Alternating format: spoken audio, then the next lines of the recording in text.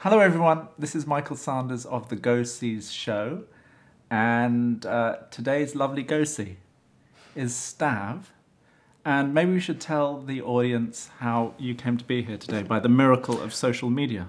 Oh yeah, it was funny. He, by mistake, tagged me in a picture, and I went on his page and I saw the picture. It was a beautiful picture, but I was like, wait, it's not me in the picture. You. I had photographed a couple. It was Lindsay. What's her name? She is a Victoria's Secret model. Lindsay Wixon, who I photographed, and in the shoot, it was a girl-boy shoot. And there was a boy, and his name was Stas. Yeah. And I hadn't remembered his name, but as you do in Instagram, you get these notifications that this guy had posted this picture of himself and Lindsay. So I thought, oh my God, that's him. That's so great. I can now tag him. So I tagged him. His name was Stas, but the slip of a finger, I hit Stav. So I tagged Stav, and then he very happily, for me, told me, oh, it's not me, you've made a mistake. And I said, let me make it up to you by having you on my Go See show.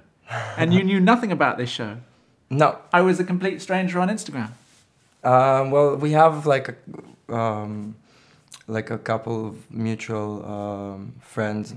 Oh, I see. Who are they? We have one of them is Stephen Lyon. Is that right? Yeah, he's also a photographer. Yeah, I know him. Has we he actually hanged out, and he haven't shot me, but we did something together. Mm-hmm. I can't really speak about it right now yet. Oh, it sounds exciting. Yeah, but yeah, it's gonna come out soon. It's gonna be great. He's a great guy. Like, I was so fascinated to meet him and hear his story. And actually, I would like to interview him too about his story and career in modeling, because that's the whole idea for this show, is to share our story. I've been a photographer for 30 years. Major. His story is major. He was a major model in the 80s.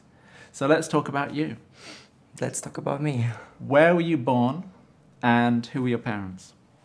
I was born in Ukraine. Mm-hmm. I moved to Israel when I was 2 years old. Mm-hmm. Do you have Jewish parents? Is that why you moved? Well, half of my family. My father is, my mother's not, but I'm like Jewish. Yes, I think it goes through the mum, doesn't it? Yeah. So technically you're not. Technically I'm not, but who cares about that? Exactly, absolutely. Were you raised Jewish in a kind of Jewish culture? I had both cultures, but obviously like Jewish culture mostly because I was surrounded by it, you know. Yes. It's not only my family, but like people like in my school, like everyone around me. You went to a Jewish school? Of course. I mean, I went to an Israeli school, so... Oh, yes, of course, you were in Israel. So you didn't spend any time at all whatsoever in the Ukraine that we can talk about, that's worth talking about? I went to visit like a few times, like one time with my family to see like the town where I was born, and I also went another time to be like on a talk show, mm-hmm. Which was nice. It was fun. Yes. And you were famous. Then another the prodigal time, son returns. Mm-hmm. You were famous by then. You had enough to interest people that you would be on television. Yeah, I mean, I came there once to like just, there was like a show that was talking about like fashion and like diversity and trans models. So they invited me to be like the guest of honor, and like I met some other trans girls from Ukraine. I see. And we spoke about the entire topic, you know. I see. We'll get into that in a minute. But what did your mum and dad do? What were their professions? Well, my mom works in like she manages I don't know how to say it in English. She manages like the stocks of a supermarket chain. Okay. Like, yes. So she basically deals with the stock, with the logistics. She makes sure that like the right thing are gonna be like in the right place. In the right place. Not in the right place, but in like she orders stuff. Exactly. Yeah. Okay. And then my father has a motorbike garage. Wicked. Yeah. So your dad was a motorbike enthusiast. Was that his passion or was that his profession? Was he a mechanic? Or was he someone who was passionate about bikes who then ended up doing He that? was passionate about bikes, and he's also a mechanic, so he ended up doing that. Yes. And he works with pretty, like, heavy bikes. Okay. Mostly, and Big he bikes. doesn't ride bikes anymore because he was in an accident like some years ago, and which made him realize how dangerous it is, because he used to do like pretty crazy things with his bikes, and so now no more. He works with them, but he doesn't ride them. I see. What town do you grow up in? Tel Aviv, like Ramat Gan, Tel Aviv. Is that a suburb of Tel Aviv? Yeah, it's just out of Tel Aviv. It's like a little city. Okay, and what was It's it? pretty close. What to was Tel it Aviv, like though, 'cause it's so small? growing up in that city? What's it like? I don't know. It's it's a fun childhood. It's a cosmopolitan city. Yeah, I mean, like there's a lot of stuff happening in Tel Aviv, and it's there's the beach, Yes. which is fun. I grew up by the beach, summer almost all year long. So it's sunny, it's hot. it's sunny, it's hot. Is it does it have the feel you wear of, flip flops? You don't. it's like a definitely don't wear resort a town. coat. A resorty type of beachy town, but bigger than Yeah, that. it has a little bit of everything, I guess. The food is amazing in Israel. Tell me what your favorite dish is. My favorite dish. I can't choose. We already spoke about it. We've established just in the preliminary few moments that we met that you are a Libran and that you have problems. I don't know, I know nothing about do you enjoy zodiac eating? signs. Right, but I enjoy eating everything, honestly. Like, I'm such a big eater. Like, give me a Jewish meal or baba ganoush, Yes. falafel. Tel Aviv has great falafel. Good tuna and hummus. And hummus.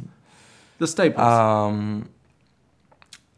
Melawach, you probably don't know. I don't know what that is. It's like a round kind of... it's like very, very fat bread. It has like a lot of... Fluffy? Yeah, it's fluffy, and you basically make it on a pan. It's a flat bread. Flat bread, yeah, but it's like, it has like layers in it, and it's very, very... You usually eat it with like tomato sauce with garlic and... Lovely. And some other stuff too, but it's really good. And so Tel Aviv is also known as a party city, right? Yes, lots of parties. And growing up, were you aware of that? Of the nightlife, of the hedonism that was around? Oh yeah, I started like hanging out pretty early, like not in clubs obviously, but like I would just like hang out on the streets, like enjoy the night in the city. I also, like early years, like discovering who I was. Yeah. Like I never like knew how my parents or my friends in school would react, so I ended up basically like finding this niche, like a group of people that I felt that I could explore myself and be myself around them. Okay. Because like in school I was dressed more as a boy. Okay. So let's talk about how your identity and how you ended up going on that journey of self-definition or whatever it is. Yeah. How old were you when you first defined yourself as such or were aware of who you were? It was pretty early. Give me a number. I can't give you a number. It's like it's since I birth. remember myself. Since you remember yourself. Yeah. You considered yourself a girl. No, I did, but it was very hidden because you have to understand it's something that when you grow up and no one ever told you what it is, you have to go on a journey to like yes you know, start thinking what's wrong with me, like, is it okay? So I was very scared to tell that to anyone, so I would dress up like a boy most of the time, you know, because I knew it was not normal. I knew it was not something that that I could. I mean, I just didn't know how to define it, what to tell my parents, what to tell anyone. So I ended up basically running away from school a lot. Okay, give me running away from an age thing. When was it not when was it not an issue for you? You're saying it was always an issue. It was always something that you've always felt that you weren't like anyone else. When it stopped being an issue. When did it start being an issue? Well, I think, this is one thing that I'm very thankful for modeling, because I was discovered when I was wandering on the street. I was already wearing like black makeup. How old were you then? Like, I think around 15, 16. And then when I started modeling, all of a sudden from like a really scared place that I didn't know if people would accept me or not, all of a sudden I discovered this new world where not only people accept me, people love what I have to offer and they admire it. So, right. Were you? So I want to know at what age did you stop dressing like a boy, and the whole process of you and your parents, because they were the first people to understand who you were. So I'm trying to get a picture of how the earliest stages of how that happens, how you felt at school, how your parents... It was all around like 14, 15. Oh gosh, so that's quite late. Yeah, because in the town where I grew up, people like, it wasn't, in my mind, it wasn't a possibility for me to come out and like go out to school dressed like a girl, you know, like I would be fucking bullied, you know. So you're saying that from 0 to 14, you were... I would play with my mom's stuff. I would do it. But you were a boy. You were a boy into the outside world. To the outside, no, yeah, I was a boy. Completely a boy. And you looked like a boy, and you dressed like a boy. No, I had long hair. It was like I always was mistaken for a girl sometimes, you know. You were a pretty boy. Yeah. A girly boy, a pretty boy. And obviously also in school, you know, I wasn't like the most popular kid. Like I wasn't like all the other boys. Like I wasn't into like... Sports? I was into some sports, but not like football and stuff like that. What sport did you play? Well, I liked running. I liked jumping, you know, when you jump. High jump? Yeah, high jump or like hurdles. To the length. Hurdles? Oh, long jump. Long jump or like high jump, but not the one with the stick, the one that you just run and jump pole vault. over. No pole vaulting going on. Yeah, and yeah, no like football games or anything like that. I also like the, how you call it, the one that there's the net and you throw the ball. Netball. Netball. So netball. You were a girly boy. Did other people see you as such and bully you? Were you bullied as being effeminate or effete? Well, there's nothing like too crazy that I remember, but you know, sometimes it happened. Like I've been called some names just because I was more quiet and more like fragile and gentle than the other boys, you know. So what kind of names would they have been? Do you remember the epithets? No, and honestly, I don't care. I don't want to dredge that get out. into it, you know. Right. Those people know who I am for sure today, and they can fuck themselves. Sorry. Right. So were you made to feel bad at the points through your childhood?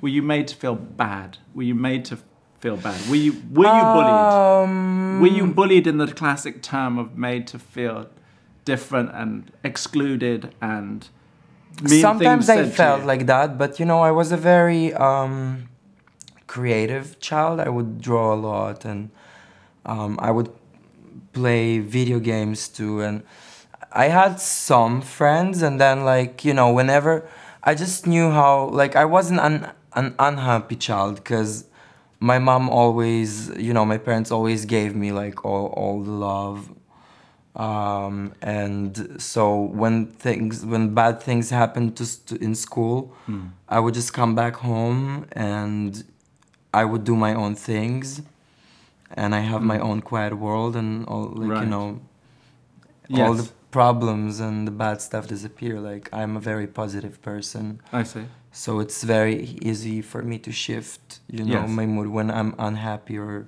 just like do something that I like, you know. Right. And how were your mum and dad in your childhood? Were they concerned for you? Were they aware of who you were and how you were different? Were they even aware of it? Well, I never got to speak about it with my mom, you know.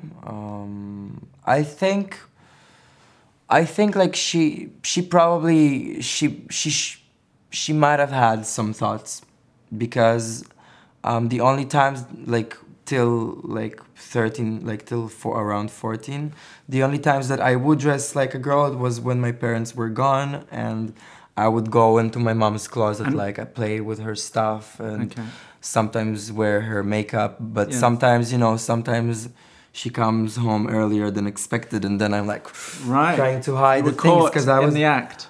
Yeah, so she never really said anything about it, because I think also at the time it was like, you know, what would she say, you know?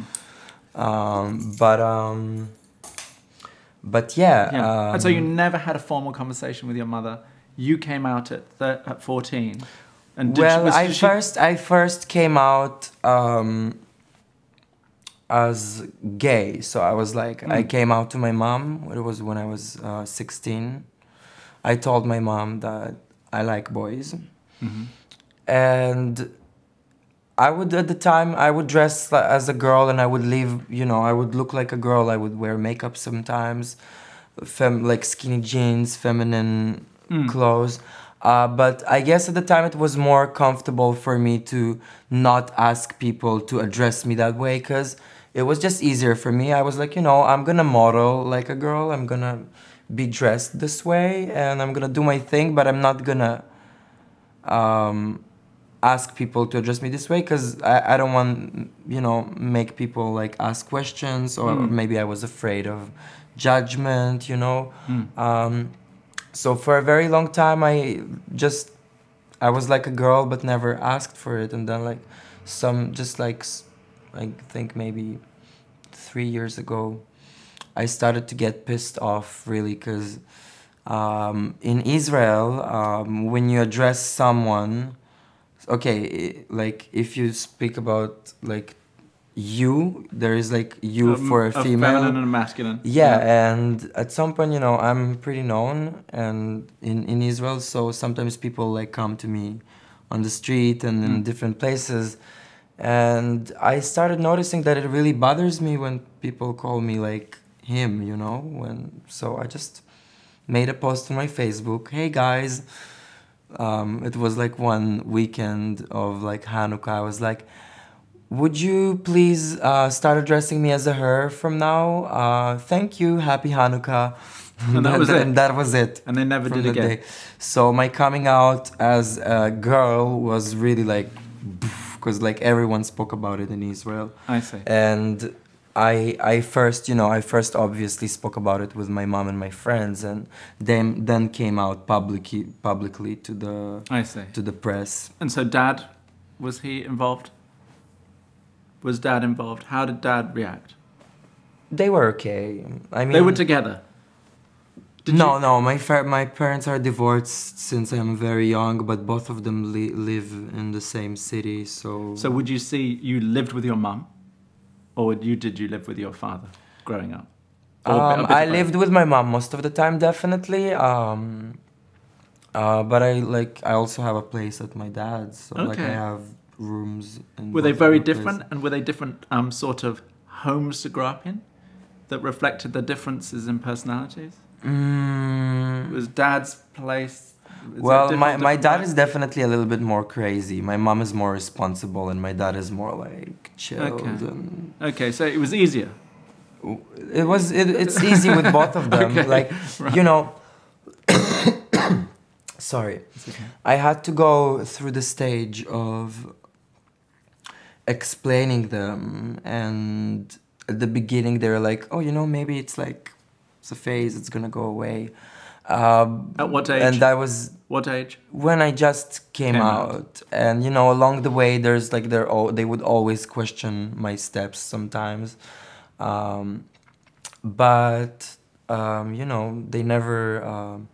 They just said like you do your thing. If you like, if you're happy, we're happy. Yes. And that's what I'm doing. And now they're really proud of me, like, you know. Okay. I guess they were also because of the modeling and all of that, like all together, you know, it makes it like even scarier for my mom, because like she was afraid that, like, you know, people are gonna take advantage of me and stuff. But I'm modeling for a very long time now. And I'm doing pretty good, like, and I have my ambition and stuff that I do. So how old are you when you were first aware of fashion and thought that you might actually want to be involved in it? I never thought I would be involved in it till I was scouted on the street. Did you look at fashion magazines? Was it something that you were aware of and that you enjoyed? Not even, that you weren't that aware? No. I liked video games as a kid, and I was interested, like, in definitely not fashion. I would draw a lot. I would like play games mostly, but I wasn't that much into fashion. What I did want was to act. I really wanted to act since I was very young, but this is one thing that I didn't get to do when I went to school, because my entire family is very like old school Ukrainian. You know, they want me to have like a profession. Yes, Dr. For them, like when I told them I wanna study acting, they looked at me like in horror, and they're like, please don't do that. Like, you know, it's not a real career. It's not this. And I'm not, that's why I didn't go and do that. I went and studied programming. Okay, safe. A safe bet. and then, you know, I literally, like, I dropped out of school because I didn't like it at some point. That was the period when I started, you know, going on the street, and like modeling too came along. Teenage years. Yeah, and that's why I say, like, always listen to yourself. Because I'm not mad at my family, because, you know, this is the place where they come from, like, you know, they wanted the best for me, you know. Yes, of course, absolutely, they meant it in the best way. So what about your friends and friendships growing up as a child? Was anyone, or did you sort of come out to any of your friends? Were they aware of who you were and how special you were and how different you were? Or again, was it sort of post-puberty in a teenage environment and coming out as gay first and all of that stuff? Who were your mates? Who did you play with? I think, like, after... It's funny because I didn't get to keep in touch with too many, like, of the people I knew, because, like, I never had, like, too much of a close friendship in school, you know? I always felt a little outside, you know? So you didn't have boyfriends or girlfriends? I had friends, but like, we're like, nowadays we're just in touch like once in a while. It's not like I had to come out. You know, I started modeling when, well, I you know, when I started, I never really came out to my friends in school. Okay. I just, because I told you I was scared to do that, and that's where I started going on the internet, on some blogs and forums, and like I found on the internet a group of people who became friends that I could be open with about it. Yes. And they became my friends, yeah. Okay. And was it quite a large group? Give me an idea of the kind of numbers that we're talking about. You know, at the beginning I spoke with like several people, like just a few, like maybe 2-3 people, and then I met them, and then somehow, you know, I met their friends, and that was at the time mostly like the goth scene. Was that right? Yeah, I was a really bad kid. My mom, I'm sorry, Mom. You were a bad kid? Yeah, I would run away, you know, this period when I started running away from school and my family was just because I was scared to deal with it and tell them, you know. You know, once I did and I told my parents, they did accept it, but I just didn't know what their reaction would be like before. So it was fear-based. So, was it acting out then? Is it acting out? Is that the classic term for behavior that is sort of emotional because you're not getting to do it in other ways? You know, it's an outlet for unresolved kind of emotions. I think I wanted to be more feminine. That's why, you know, I could grow up the long hair because I would be like goth. And where did you go when you ran away? Where did you go? I would just like hang out on the streets, like in parks with my friends, and sleep at their doing places? like crazy stuff. Sleep at their places, or would you drive? Not even sleep sometimes. Oh, you go home. I would sleep like sometimes we would like go to some friends' places or sometimes like hang out the entire night in the park, like wandering on the street, like you know. Just like... So was this band of goths, of punk stroke goths? Yeah, different people. Is that... Gays, lesbians, bi, trans, like queer. I see. There was a lot of different things. That's amazing. Let's check out. Yes, I got to tell our audience, we don't want to neglect anybody. Yeah, we're not neglecting. I actually do the live videos once in a while. Yes. We're live streaming when this. I'm not with you, I get to answer. Yes, exactly. Should we do the main body of the interview and then we can go to Q&A maybe afterwards? If they want to ask questions, you can. It's up to you, really. I mean, I think we're answering like at the moment enough questions. Yes, exactly. You know? That's great. Okay, so how did you get scouted? And what kind? Where were we in your? Were you the goth naughty boy at this point? Yes, I was wearing. Tell me the outfit. I was wearing black skinny jeans. How surprising! Same. Black skinny jeans, net shirt, very tight. Okay. And on top of it, I had like a T-shirt that was completely ripped, so you could see the net through the T-shirt. It was very dirty. Punky. Like black makeup. I had piercings all over my face at the time. Did you? Wow. I had a piercing in my eyebrow, on my cheek, here, on my tongue. Wow. Ears, like everything was pierced. My nose, which I still have the earring till today, but I don't keep it anymore. Yeah. I took it out. Trying to be more classy now, you know, model. Like chic. So, and I was just stopped. I was just stopped by this stylist who's my friend till today. Like we still in touch, and you know, I just we did a couple of shoots. Like I did a couple of editorials with him for like Israeli magazines. It was a he. He said you look fabulous. It was a he. Yeah. You look fabulous. I would like to arrange for you to have pictures taken or. He just gave me his card. He asked me, if I have an agency, and at the time I was like, "What the fuck is an agency? Can you please explain more information?"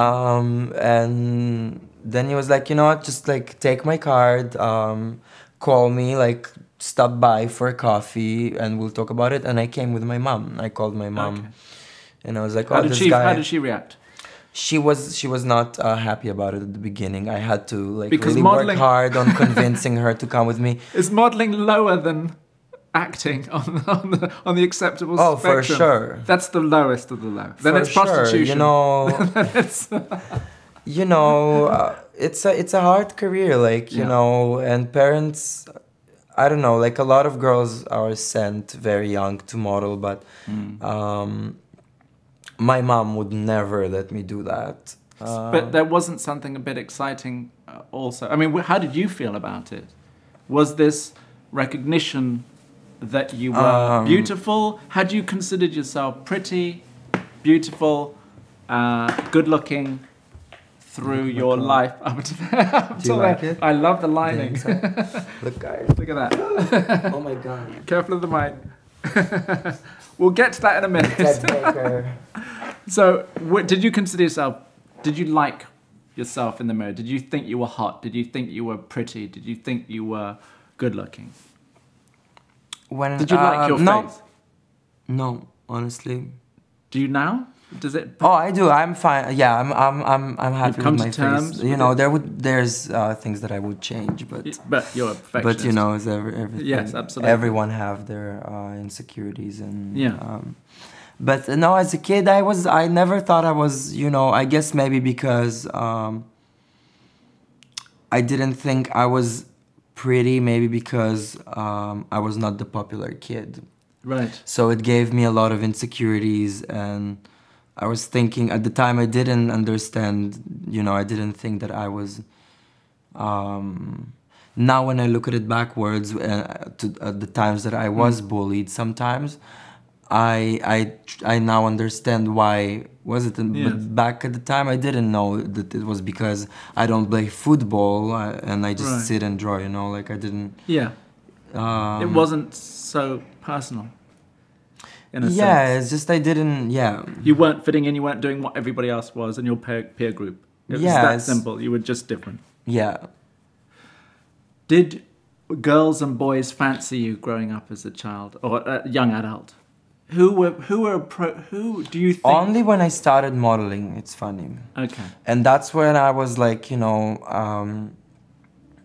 so how did they fancy me? No, I don't think No. anyone ever fancied me. Maybe now. Now, but not that I remember. Not in school, not in high school, not so much. So when did you have your first boyfriend? I was the weirdo in school. When was your first boyfriend? When did you have your first love experience? Well, I had like first love experience of, I don't know. Or sex? First sex, first like real sex. I don't remember. Like it was Teenage? Yeah, it was around.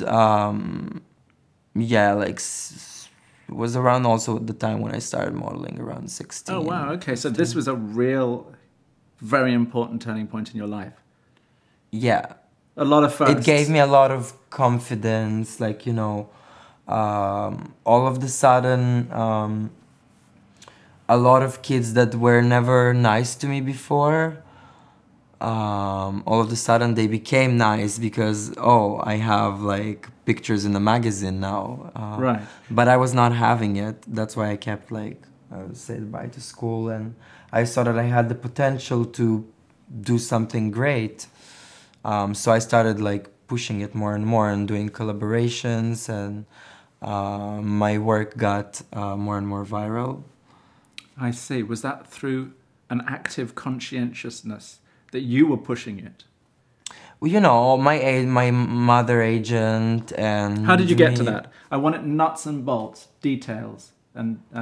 I just it so you went just happened from first day. I was like that guy gave me the card. He took some pictures of me, and then he organized the meeting with that agency. And that's your mother agent today. Yes.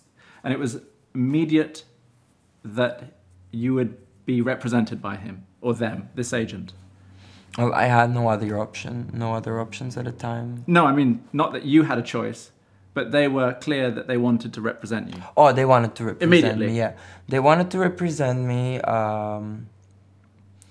I was still also as a boy, like I would model like both clothes. Oh shit, let's talk about this then.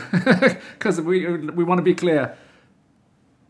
The guy who originally approached you to do photo shoots, you were going to be dressed in girls' or boys' fashion clothes. Very unisex. Androgynous, let's call it.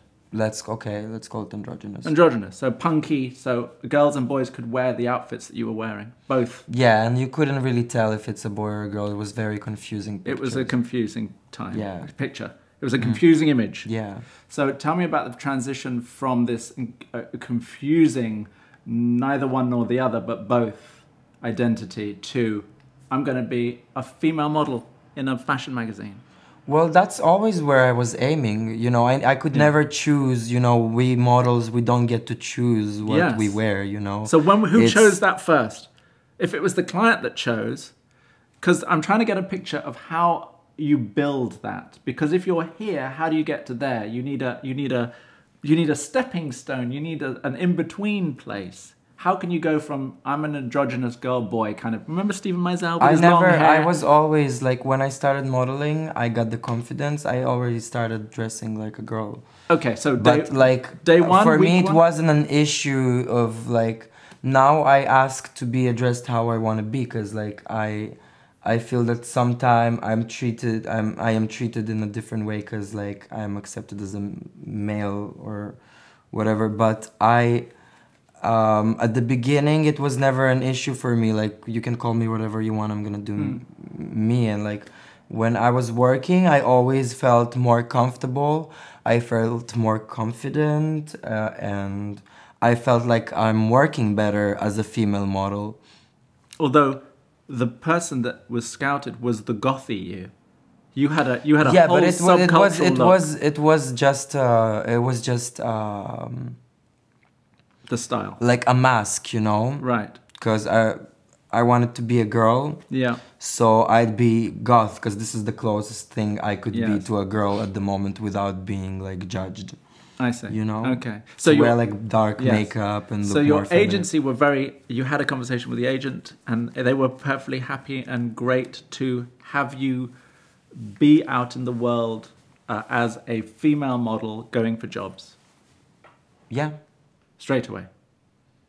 What was your first job where that... No, they always always- they sold me as an androgynous boy. And as an androgynous boy. Yeah, but Okay. I always seen myself as a girl. Okay. Did they have... Was there such a thing as a market, therefore, for an androgynous boy? Sorry? There obviously was a market for an androgynous boy for them to take you on to be able to market you as an androgynous boy. I guess there's room for that. They weren't taking you on as a girl. They took you on as an androgynous boy, right?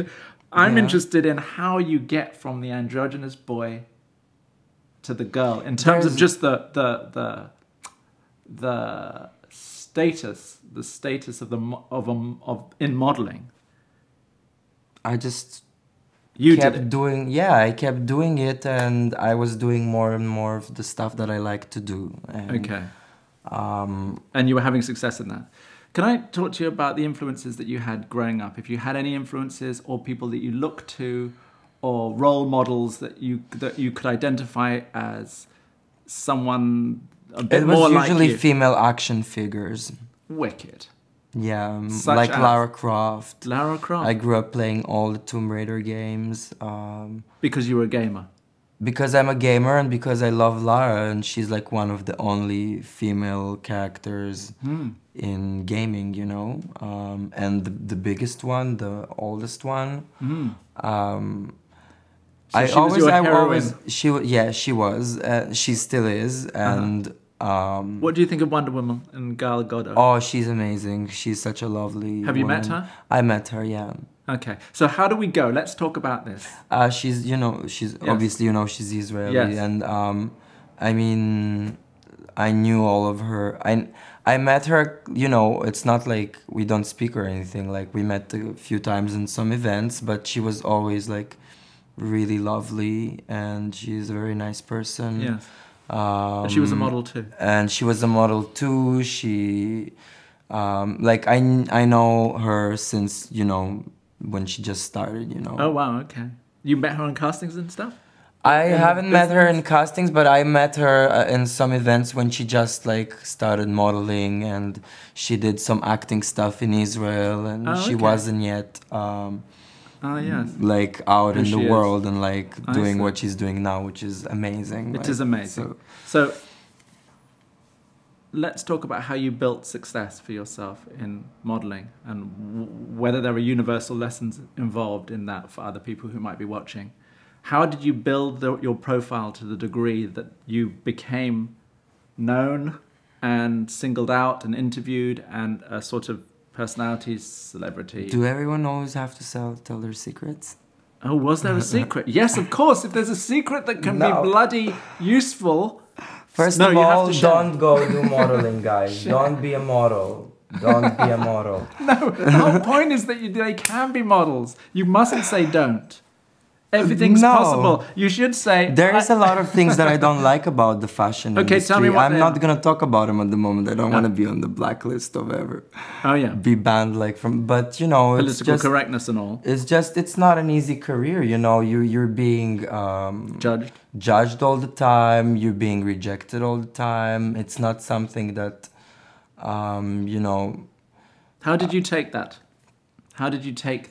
what were the... The rejection? Yes. For many years, I took it very badly, you know. Now I'm old enough and I'm mature enough and I'm long enough time in the industry to understand that if I get rejected, there's nothing wrong with me. But originally you thought there must be. Yeah, a lot of times I thought, you know, in the you same always way, get... in the same way, if you didn't have friends, you would... know, if you don't yes. book a show, like, what is it? Like, do I look tired? Like, my walk is not nice? Like, maybe I'm too skinny, maybe I'm too big, you know? It's like everyone have their own insecurities. Sure. And when you get rejected, and, you know, sometimes you also, you know, not all of the fashion people are the nicest people, you know. A lot of them are nice, but a lot of them are not. And when you get rejected, and it triggers your insecurities, you Of know, course. like it makes you think. Now I don't think about it that much. I'm like, maybe next job I will. Okay. But at the beginning, what was it that made you fight on and give you the sort of wherewithal to keep at it through the rejection? Again, can you repeat it? I'm sorry. What was it that you had to rely on when you were getting rejected? How did you cope, basically? Are you just stubborn and that you just thought, I'm going to keep going anyway? Yeah. Yeah. Yeah. Yeah. Was it a sense that you knew that you could do it? Was there an inner self-confidence an inner belief, if you like, that you would make it? You know, honestly, I can't give you the it. answer for that. It just like, it was happening, and I told you I'm a positive person, so... And you had some secrets. You had some techniques and tricks that you employed. Well, yeah, I have a lot of modeling tricks, you know. You need to know. You know, first of all, you know, modeling is not easy. You need to know how to model too. You can't be just pretty, you know.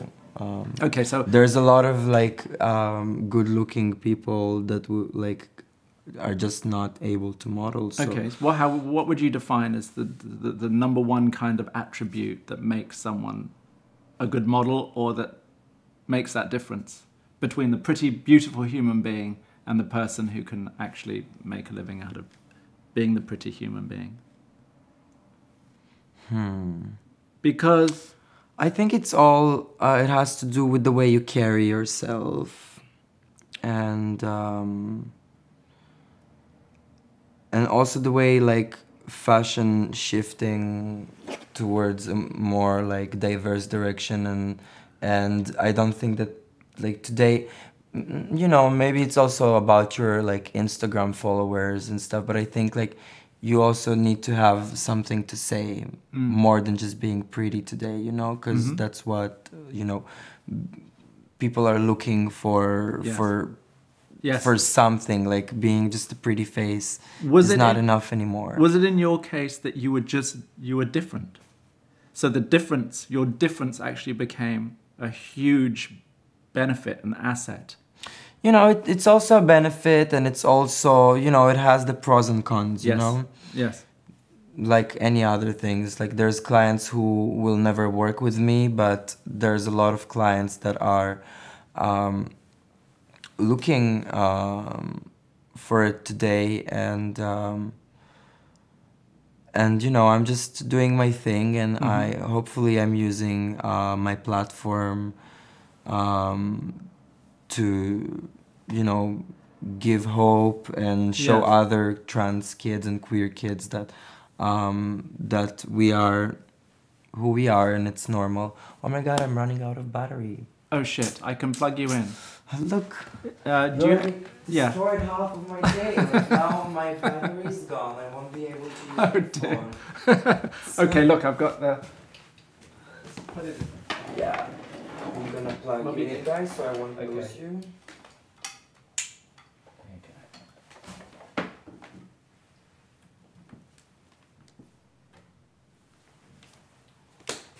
Is it charging?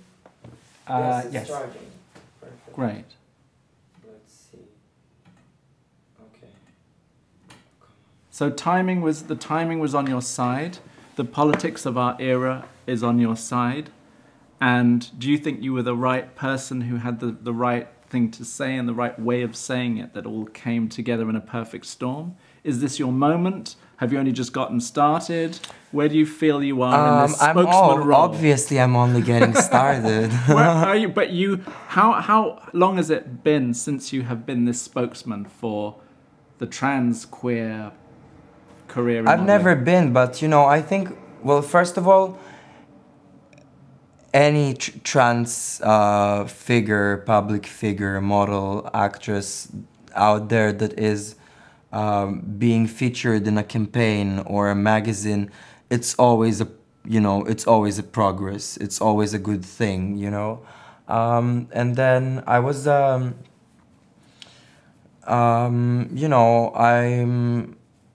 I'm doing a lot of like, I'm speaking about these subjects a lot on TV in Israel, and I meet with some people, and you know, I just try to be like a good example. Yes. You know? Do you remember the first time that you were asked to be fulfilling that role?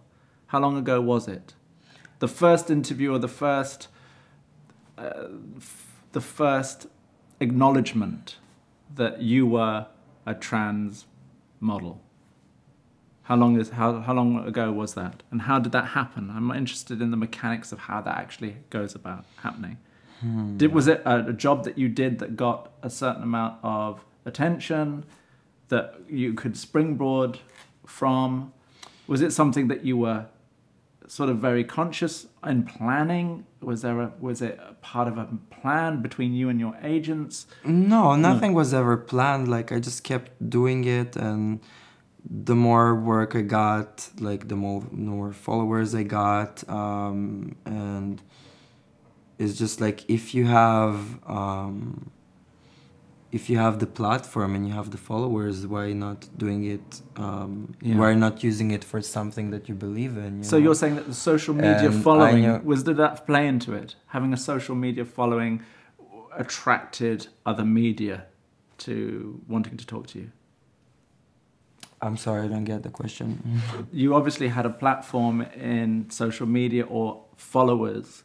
So that is a sort of spotlight, if you like, for other more traditional media, television, you mentioned television. Yeah, I don't see it that way. I see it every time you have a chance to enlighten someone with some information on that.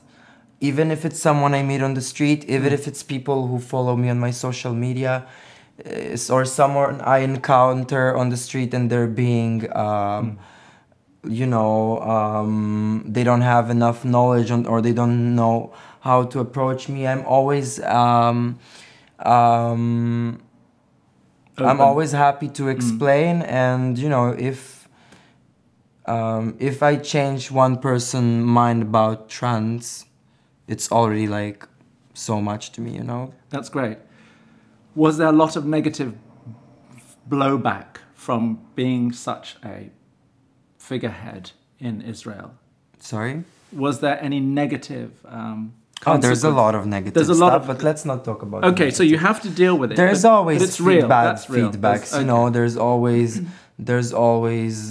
you know, there'll always be like the ignorant, like transphobic, homophobic people commenting things, and there's always, even not that, you know, people, whatever, you know, when you're in the public eye, everything you're gonna do, you're gonna be judged for by some people.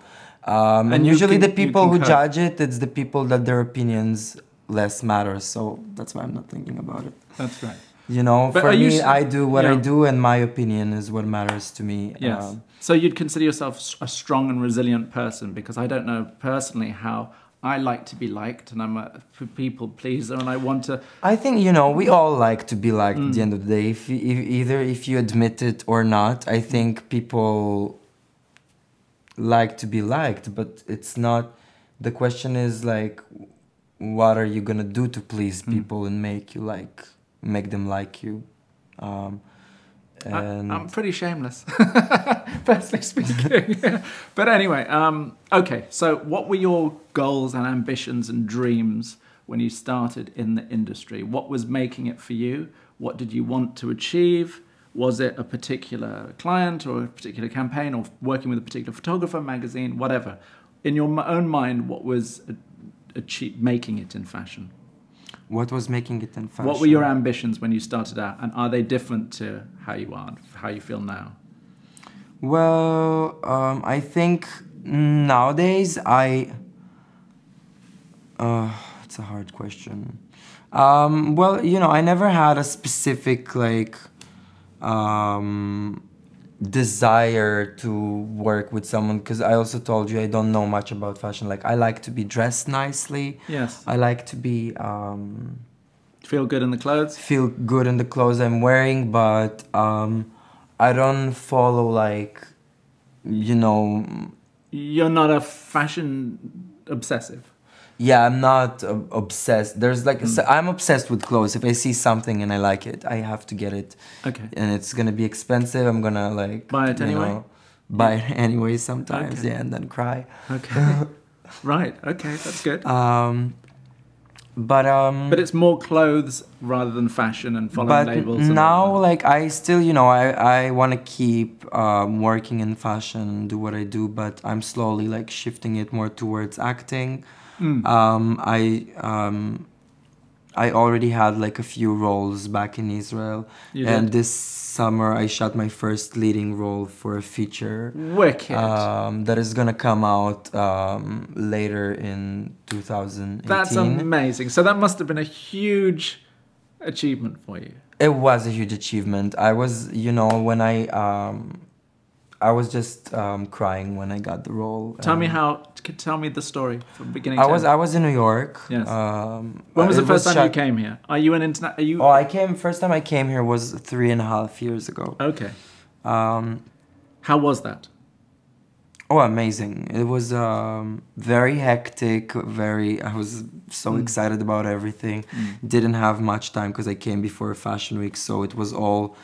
You know, I was very overwhelmed by the city, but at the same time I had to like focus and run around, so like I didn't have time to play around and do like fun stuff too much.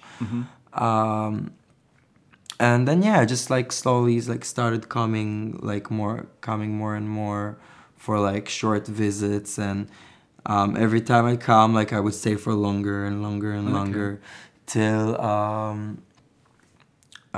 last year I came here and I stayed for 7 months. And the reason why I left back to Israel was when I booked I got the role in the movie here. Yeah, I was here and I did the audition on Skype. Okay. And then they flew me to Israel to, you know, spend some time with me and rehearse to see that I am actually the right fit for the role. And after 2 weeks of rehearsing with me, they said they want me for the movie. Fantastic. And then I came back to New York for a couple of things that I had to do here, some work. And then I flew back to Israel, and since then, 4 months, I was 3 months, I think. I was just doing that. Just like filming every day, rehearsing, like no friends, no family. So you learned... No modeling at all. I was like off modeling for that time. So, in a way, acting was your first interest before modeling? Yeah, and when I started modeling and I you know, started get bigger and bigger, I also somehow knew that this will one day get me closer to the acting, and this is what I'm doing now. I'm also I'm slowly getting involved in things here in the States too. Pretty big stuff. Is it exciting? Yeah, also not really things that I can talk about but they're frigging exciting. But they're exciting. Oh my god, that's so good. And I'm working on these things with like very like dear friends of mine. Do you take acting classes? How do you become an actor? Tell me the process of becoming an actor. I never did. Actress. What would you? I never did. Are these trans roles or are they girl roles or girl roles? They're girl roles. Yeah. That's wicked. I mean, I obviously I get to do the trans roles too, but so you played trans. I would like to also play. Yes. Be Wonder Woman. Be a woman. Be freaking Lara Croft. Yeah, exactly. Already there's. Is she? Yeah, there's a new movie coming out. Okay, who is that? Who plays that? I forgot. It's the girl from Ex Machina. Oh yes, that's right. Do you think she's a great. good fit? She's a good. The new movie is going to be mostly about like young Lara Croft, so she's a good fit for that. Okay, fair enough. But you're going to be playing Marvel figures. Who knows? Yes. I don't know. Like I want to experience different stuff. When I imagine myself being an actress, I always imagine myself, playing in like the badass roles and like the girl who has the big guns and like super badass and. But I have a lot of sense of humor too, so I think I would like to experience in different fields, like some comedy, like some drama. Like the last movie I shot was a drama. Yeah, like. Was it quite heavy? Was it challenging for you? It was challenging for me. Is that just because of the size of the role and the sort of the amount of lines, the sheer amount of work involved in being there was a lot of work, It was very, very intense. You learnt a lot. A lot of early hours, like 4 a.m.s and like night shoots and. So did you have a coach? Did you have someone coaching you? I had someone coaching me, which is like another actress in Israel, and she also does coaching for other younger actors. I see. And she was great. She was great. She helped me a lot. There is in acting, there is no like rules. There is no right or wrong technique. Like there's. Every person has like a different technique for themselves. So she helped me as much as she could, and she was great. She worked with me specifically on this role because they knew I never I did small roles before, but they knew I never went to acting school, and also that what made the production company were like at the beginning a little. Stressed about it because like the directors really wanted me, but the production company was like, the production people were like, can she pull it off? Like she never learned any acting, but at the end I did. You did. Congratulations. So what's the name of the film? When's it due for release? Well, the name of the film in Hebrew is gonna be The Prom. I don't know. They probably give it a name in English. I don't know what's it gonna be yet. It's gonna come out, I think, late 2018. Okay. And what else did you want to know? That was it. That was it. Yeah, I can't really tell you about the movie because otherwise you're not gonna watch it. Absolutely. So what are you wearing today? Let's talk about your model style. I'm wearing my jeans are Topshop. Okay, how much? I don't remember. Not much. I'm not really looking at prices, unfortunately. As you said, you just want and you buy it. It didn't matter. I want it, I buy it, and then I look at my credit card history and like... And cry. Fuck, what did I do? Fair enough. No, but this is actually a coat that I just got in London. Okay. I love it. It's Ted Baker. Okay, nice. And it's really amazing. And it's warm, and you need a warm coat for this. It has change of weather in it. Wicked. Very nice. I really love The lining. These and the little thing- details. The little details and the inside of the coat is like fucking amazing. It is very nice. Ted Baker. Yeah. Okay, I and this love was Ted Baker. expensive, you were saying? Was Was that a That was about. I mean, not that expensive. It was like almost £300. Okay, that's doable It's doable. for a coat. That's And like it's also a coat that I'm gonna. What Wear. is it? Uh-oh. I think maybe we ran out of time and you can just start it again. Save. Yeah. Not share. I don't want to share it yet. Yeah. Delete. I think we just went over. Great. Yeah. I'll actually have to go. What time is it? Wait. Oh, my phone is. 2:30, 2:27. 2:30. Like, yeah, I have a little bit of time. But I'll have Okay, to go great. soon. Okay, that's fine. And then your top? My top is I don't remember. That's really old. It's just a black sweater. Yeah, it's just a black sweater. It's Is- warm.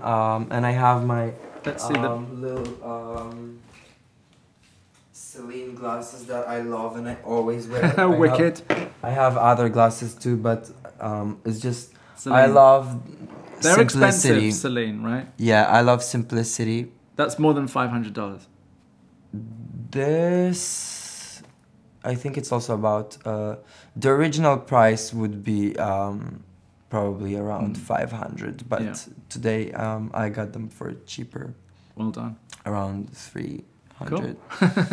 Bargain. And yeah, they're simple, they're elegant. They could go with a sporty look, they could go with an elegant look. Right. Love And it. yeah, I mostly like, my style is like, most of the stuff I have is black. You can never go wrong with black. Right, exactly. And I have Bag. a little bag that I also really like. Okay, let's have a look. Yeah, this one, which is actually Forever 21. Wow, It's so really that would have cheap. been cheap. It's like, I don't remember, but it's cheap. Have you bought cheap knockoffs at Canal Street? What is it? Counterfeit bags? Would you buy fake bags? Fake. You know, in Canal they have all of the big name brand bags, but they're fake, made in Oh China. no, I wouldn't buy You that. wouldn't. No. Okay. Brilliant. Thank you so much. Thank you for having me. That was such a great Thank time. you. Thank a lot you. of fun.